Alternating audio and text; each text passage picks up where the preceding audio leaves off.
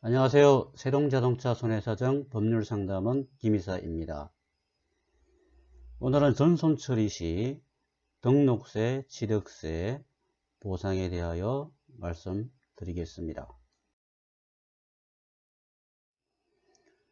전화 상담을 주신 고객님은 상대방 차익 100%가 실로 차가 많이 파손되어 벤처 서비스 센터에서 전손 처리를 하라고 하였답니다. 차량이 대파되고 보험사에서는 전손 처리를 함에 있어서 등록세, 취득세 보상에 대하여 어떻게 얘기를 했을까요?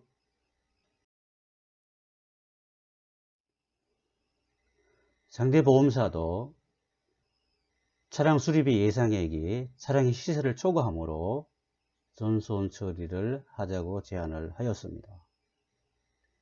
그런데 차량이 워낙에 고가품이다 보니 등록세, 취득세 부담이 컸습니다. 다시 차를 산다 하더라도 등록세, 취득세 또 세금이 들어가게 됩니다. 그런데 보험회사에서는 등록세, 취득세 산정 기준을 자동차 등록사업소의 가세표준액을 기준으로 산정을 한다고 하여 고객님은 많은 스트레스를 받으시고 답답한 마음에 상담을 주셨습니다.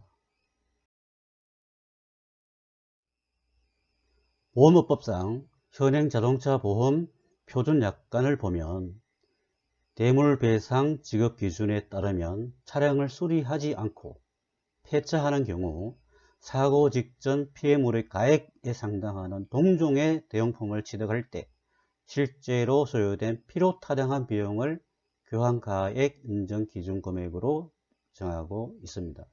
이 말이 무슨 말이냐? 전손 처리를 하면 자동차 등록사업세 가세 표준액이 아니라 현재의 사고 시점에 평가된 시세로 산정을 하여야 한다는 뜻입니다.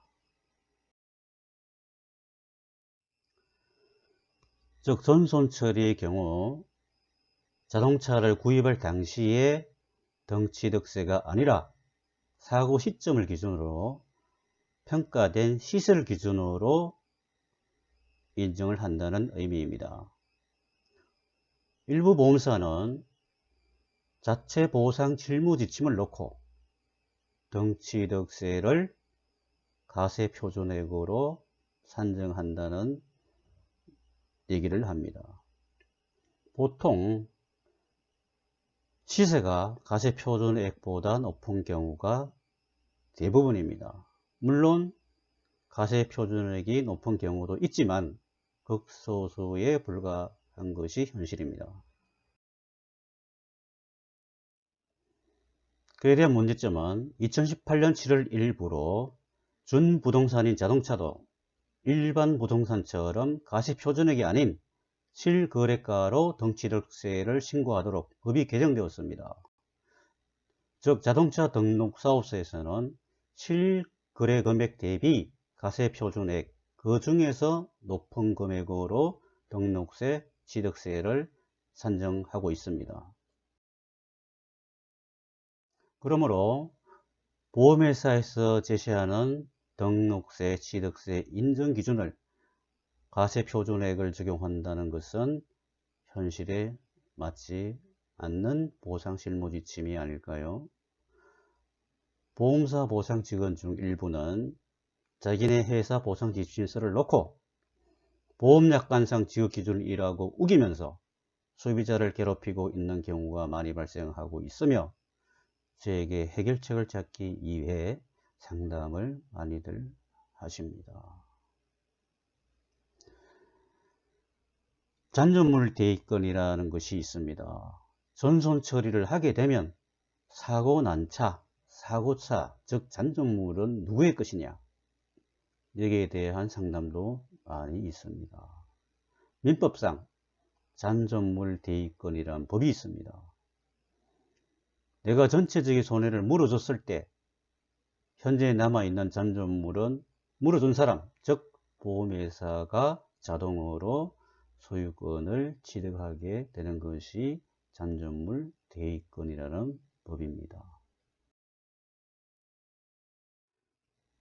단 분손 처리의 경우는 다릅니다. 전손, 분손, 미수선, 잔존물, 이게 무슨 말이야? 보험용어 정말 어렵죠. 그러나 하나하나 따라오시면 보험용어 알고 보면 쉽습니다.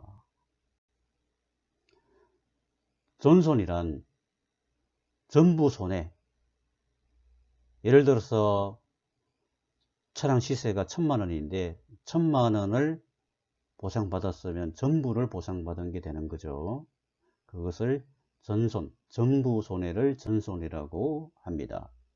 분손 개념은 시세나 가액이 1000만원인데 700만원, 800만원을 받았을 경우 부분손해, 즉 부분적으로 보상을 받았다 하여 분손이라고 합니다. 미수선 처리, 이것은 수리를 하지 아니하고 수리비로 예상되는 금액을, 즉 현금으로 보상을 받는 것을 미수선 처리라고 이해를 하시면 됩니다. 일부 보험사에서는 분손을 전손인 양 보상을 하고 있는 사례도 있습니다. 미수선 처리를 하는 것은 분손입니다. 보험사에서는 미수선 수리비 더하기 잔존물 매각대금을 합쳐서 전손이라고 하면서 그의 기준에 맞게 보상을 하고 있는 것이 현실입니다. 보험회사는 자체 공미 사이트를 이용을 해서 최고가 낙찰 금액을 잔존가치로 평가한 다음에 미수선 수리비를 임의대로 책정을 하는 것이 현실입니다. 피해자는 이러한 사실도 모르고 보험회사에서 주는 대로 받고 얼른 잊어버리고자 합니다. 그러나 일부 소비자는 그에 대한 불만과 분쟁과 여러가지 말도 많고 탈도 많은 것이 미수선 수리비 잔존물 매각입니다. 어떤 보험회사에서는 미수선 수리비 더하기 잔존물 매각을 합쳐서 합의를 함에 있어서 잔존물을 소비자가 처리했을 때는 미수선 수리비를 더 적게 주겠다. 이 말은 무슨 말이냐면 서비스 센터의 공임은 기술자의 1시간당 노임 더하기 기타 비용으로 보시면 됩니다. 이것은 공임뿐 아니라 도색비까지 영향을 미치게 되는 것이 현실입니다. 일부 보험사에서는 자기네 회사에 공매 낙찰된 회원사에 잔존물 매각을 하지 않고 피해자 본인이 처리했을 때에는 미수선 수리비를 더 적게 주겠다. 서비스 센터에서 견적 뽑은 수가를 인정하는 것이 아니고 일반 정비 공장의 정비 수가 또는 보험사 자체적으로 정한 미수선 수리비 수가를 적용했다고 합니다. 그러면 피해자는 따라갈 수밖에 없는 것이 현실이죠. 이것은 준 강매에 해당되는 적법하지 아니한 행위인 것입니다. 전손을 하게 되면 교통비, 렌터비는 10일을 한정으로, 분손 처리를 하게 되면 교통비, 렌터비는 30일을 한도로 한다고 보험약관에 명시가 되어 있습니다.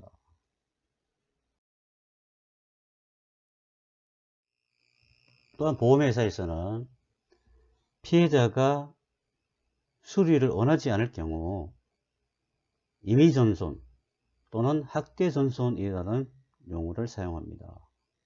즉 미수선 수리비 더하기 잔존물 매각 대금으로 합의 절충을 합니다. 임의전손에 대해서는 제 블로그에 별도로 링크를 걸어 놓도록 하겠습니다. 이 부분에서도 등록세, 취득세를 어떻게 할 것인가? 보험사마다 헷갈립니다. 피해자는 한 번 더 혼역을 치르게 되는 것이죠.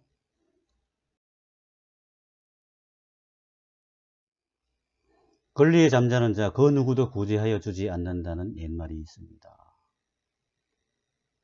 내가 피해를 다하고 정당하게 보상받을 것은 받아야 된다는 것입니다. 상담을 주신 고객님을 도와서 등록세, 취득세를 원만히 처리를 하여 드렸습니다. 고객님의 감사 전화 감사하게 생각합니다.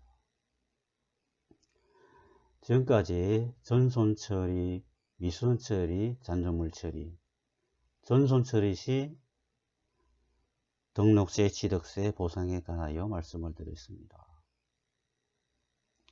SNS나 미디어에 무자격자들의 글을 100% 믿었다가 낭패를 보신 후에 상담을 주신 고객님, 이미 다 일은 저질러 놓고 제가 도와드릴 부분이 없을 때 매우 안타까운 사연들이 많이 발생하고 있습니다.